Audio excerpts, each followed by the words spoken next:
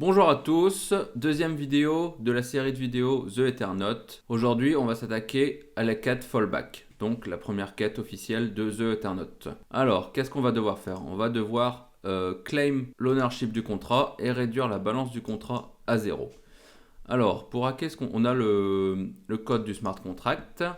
On va utiliser remix CDE pour interagir avec le smart contract. Donc, j'ai créé un fichier fallback.sol et j'ai copié ce code dans fallback.sol. Ensuite, on le compile et ici, donc on va utiliser MetaMask pour communiquer sur la blockchain Goerli. Voilà.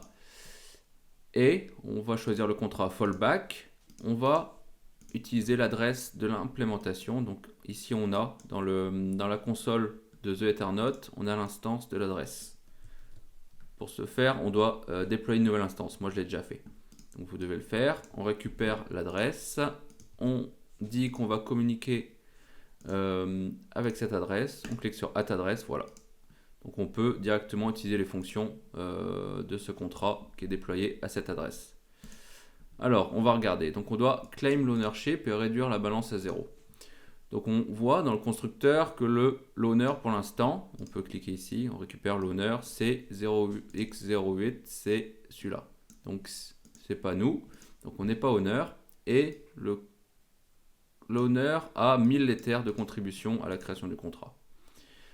Où c'est qu'on peut changer l'owner? C'est ici et ici. On voit qu'ici, pour pouvoir changer l'owner, on doit avoir plus de contributions que l'owner actuel qui a 1000 Ethers. Mais on ne peut pas envoyer plus de 0,001 Ethers ici. Donc c'est impossible, il faudra envoyer je ne sais pas combien de millions de fois de contributions pour déplacer la contribution de l'owner. On peut le changer ici, l'owner, et on doit avoir une contribution supérieure à 0. Donc on a la solution pour changer l'owner. Il va falloir envoyer 0, moins de 0,01 Ether, donc on va tester pour pouvoir avoir une contribution sur ce smart contract et pouvoir changer le owner ici. Donc on va faire appel à contribute. Donc on va envoyer des way, donc je vais convertir sur ETH converter, on va mettre 0,0, voilà, ça correspond à ça en way. On va envoyer ça, on va faire contribute. On va signer la transaction.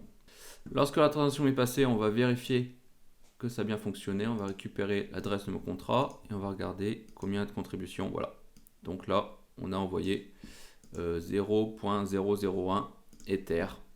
On a une contribution. Donc on est supérieur à 0. Donc on va pouvoir appeler cette fonction.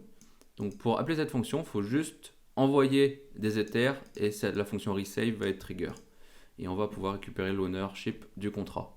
Donc pour ce faire, on va envoyer quelques way parce qu'il faut qu'on ait une supérieure à 0. Il faut que la valeur de way qu'on envoie soit supérieure à 0.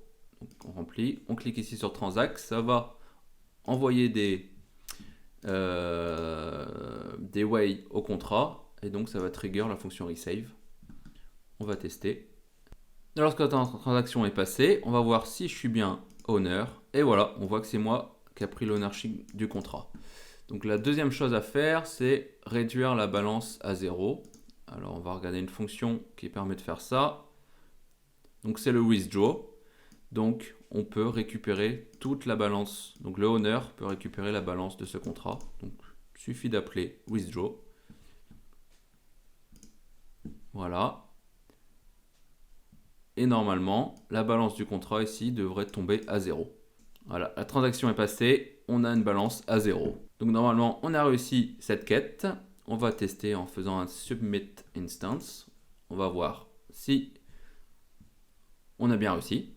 Voilà, on a complété la quête fallback. Donc c'était pas bien compliqué. On se retrouve demain pour la prochaine quête. Allez, ciao!